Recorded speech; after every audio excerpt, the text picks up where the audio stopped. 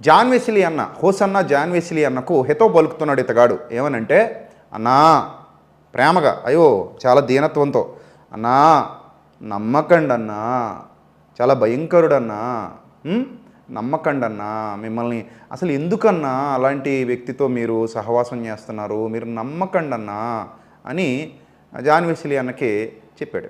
ఇప్పుడు John Wesley అన్న కానీ అమ్మతేజ మాట్లాడిన ఈ వీడియో చూస్తే ఏమనుకుంటాడంటే, అరే అనవసరంగా హోసన్న మందిరానికి రాజమండ్రి ఇతను రానిచ్చాను, ఇతను ఇంత అబద్ధికుడు అనుకోలేదు అనుకుంటాడు.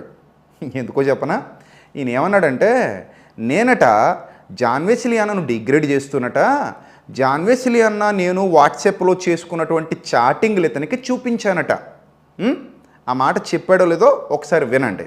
నీకెంత నాలెడ్జ్ ఉంది తమ్ముడు, నీకెంత తెలివి ఉంది తమ్ముడు, నాకు లేదు తమ్ముడు అంత తెలివి అని హోసన్న జాన్ వెస్లీ గారు తనను తాను తగ్గించుకొని ఈయన నేను చూస్తున్నాడు. నేను ఈ వీడియో ద్వారా హోసన్న జాన్ వెస్లీ అన్నకి నా రెండు చేతులకి బతిలాడుతున్నా, ప్లీజ్ అన్న అలాంటి వాళ్ళ జోలికి వెళ్ళకండి అన్న, మీ పరిచయం వేరన్నా, ఆయన పరిచయం లేదు. అసలు వాట్సాప్ చాట్ చూపించడం న్యాయం? ఇప్పుడు ఒక సేవలు మనకు పంపించినటువంటి ఎస్ఎంఎస్లను వేరే వాళ్ళకి పబ్లిక్ గా చూపెట్టడం కరెక్ట్? అది దట్ హోసన్న జాన్ వెస్లీ అన్న చాటింగ్ చూపెట్టడం కరెక్టేనా? దట్ హోసన్న జాన్ వెస్లీ అన్న చాటింగ్ చూపెట్టడం కరెక్టేనా? దట్ హోసన్న జాన్ వెస్లీ అన్న చాటింగ్ చూపెట్టడం కరెక్టేనా? అది విజయప్రసాద్ రెడ్డి సంస్కారం. అతని వీడియోలో జాన్ వెస్లీ అన్నకు నేను చేసినటువంటి చాటింగులు, అతను నాకు చేసినటువంటి వాట్సాప్ అని కూడా పదం పలికాడు.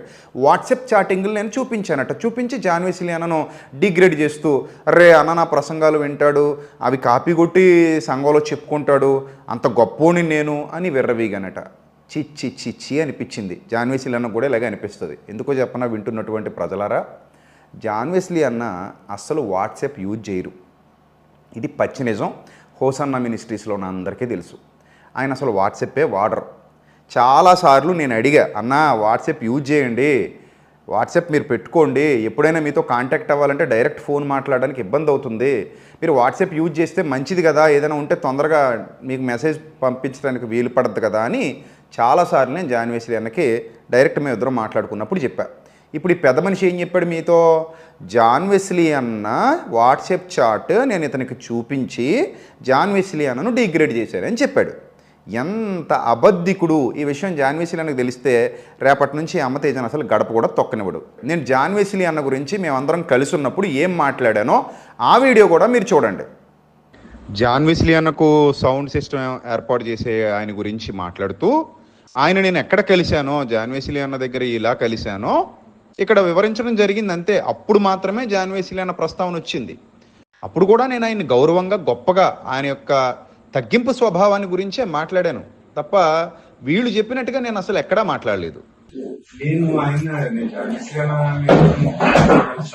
అప్పుడు వస్తుంటాడు ఇంచుమించు ఒక 4-5 సార్లు హోసన్న మందిలో కలిసాడు. ఇక్కడ వెస్లీ అన్న ఆఫీస్ లో కూర్చున్నప్పుడు నేను వెస్లీ అన్న కూర్చొని మాట్లాడుకునేటప్పుడు వచ్చేవాడు అనమాట. అంటే నాకు వెస్లీ అన్న దగ్గరే పరిచయం మనోడు. సో అక్కడ పరిచయం అయినప్పుడు మన సెమినార్ వెస్లీ అన్న నేను కలిసి సంక్రాంతి సెమినార్ చేస్తాం కదా, ఆ సెమినార్ లో అన్న ఈసారి నాకు ఇవ్వండి, ఈ సెమినార్ నేను తీసుకుంటానన్నా అని చెప్పేసి మన లాస్ట్ టైం అడిగాడు. నెక్స్ట్ సెమినార్ ఇస్తాను చెప్పానంట. ఏమండి, ఎక్కడన్నా అన్నను తగ్గించి వీళ్ళు ఎదురుగా మాట్లాడానా, అన్నను కించపరిచి మాట్లాడానా, అన్నను గౌరవిస్తూ మాట్లాడానా, తక్కువ చేసి మాట్లాడానా? ఇది తప్ప నేను ఇంకా జాన్ వెస్లీ అన్న గురించి వీళ్ళ దగ్గర మాట్లాడింది ఏమీ లేదు. ఎందుకంటే వీళ్ళు నేను కలిసింది ఆ ఒక్కసారే కదా, ఇంక తర్వాత మళ్ళీ మేము కలవలేదు కదా. ఆ ఒక్కసారే నేను వీళ్ళతో మాట్లాడింది అదొక్కటే. ఇంతకు మించి ఆయన ప్రస్తావన కానీ ఆయన పేరు కానీ నేనేం తీసుకురాలా, నేను ఎక్కడ ఆయన తగ్గించలా. జాన్ వెస్లీ అన్న గొప్పతనం ఏంటంటే, చాలామంది ప్రసంగాలు ఆయన వింటూ, ఆయన డైరెక్ట్ లైవ్లోనే చెప్పాడు, చాలామంది ప్రసంగాలు నేను వింటాను, మంచిగా చెప్పేవాళ్ళందరినీ నేను ప్రోత్సహిస్తాను, దేవుడు ఒక్కొక్కరికి ఒక విధంగా జ్ఞానం ఇస్తాడు అని ఆయన చెప్పాడు. ఈ విషయాన్ని నేను మెసేజ్లో ప్రస్తావించాను, ఇతని దగ్గర కాదు, మెసేజ్లో కూడా ప్రస్తావించాను. నేను ఏమనంటే, జాన్ వెస్లీ అన్న మన సెమినార్కి వచ్చినప్పుడు వేదిక మీద చెప్పాను ఈ విషయాన్ని కూడా. ఆయన తగ్గింపు స్వభావం ఎలా ఉంటుంది, చాలామంది యొక్క ప్రసంగాలు ఈయన వింటూ ఉంటారు, విని ఒకవేళ ఈయనకి నచ్చితే వాళ్ళకు ఫోన్ చేసి మరీ అప్రిషియేషన్ తెలియజేస్తారు అని చెప్పాను. అర్థమైందా? సో ఇదొకటి ఈయన అడ్డంగా దొరికిపోయాడు.